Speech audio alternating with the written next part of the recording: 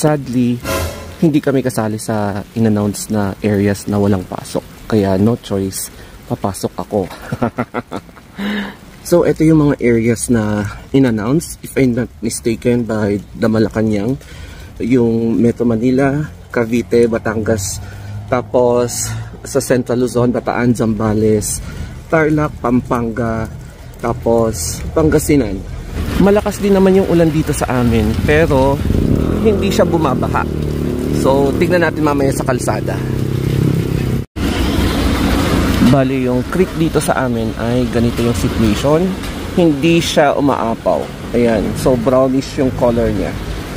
Bali, no choice talaga kami kundi i-attend yung mga klase namin kasi wala pang suspension. Hindi included ang project namin tsaka pag-isip. So, ayan, papasok tayo ngayon at mag-apaw.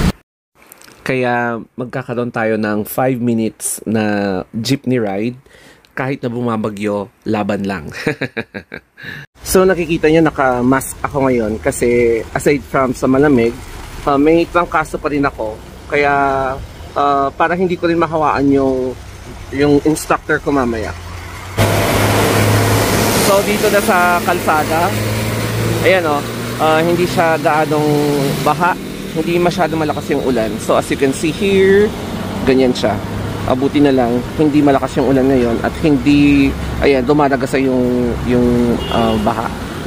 Pabugso-bugso yung ulan dito. As you can see dito sa harap ng jeepney. Ayan, biglang bumuhos yung ulan. Kaya okay lang, laban pa rin. Akala nyo overdeveloped na ang La Trinidad o kaya Baguio City, pero meron din part na ganito. So, yung mga pine trees, tapos samahan mo pa ng fog kapag bumabagyo. So, parang ang nostalgic talaga ng eksena dito. Usually, kapag sumasakay ako ng jeep, talagang inaabangan ko yung sa harap. So, pag wala sa harap, edi sa likod. Kaya nakarating na ako dito sa school namin and nakasalubong ko yung instructor ko at wala nga talagang announcement na class suspension. Tapos may government office pa sa harap ng school namin na open talaga sila. So, pasok na tayo ngayon. Katatapos lang ng klase natin, tapos napansin natin na medyo lumakas yung ulan. Hindi masyadong kita sa camera pero malakas siya. So bumaba na ako dito sa amin and maglalakad pa uwi.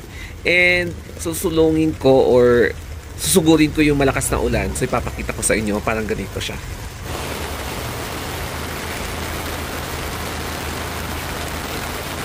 Malakas na yung buhos ng ulan, no? And siguro kapag ganito yung kalakas, for tuloy-tuloy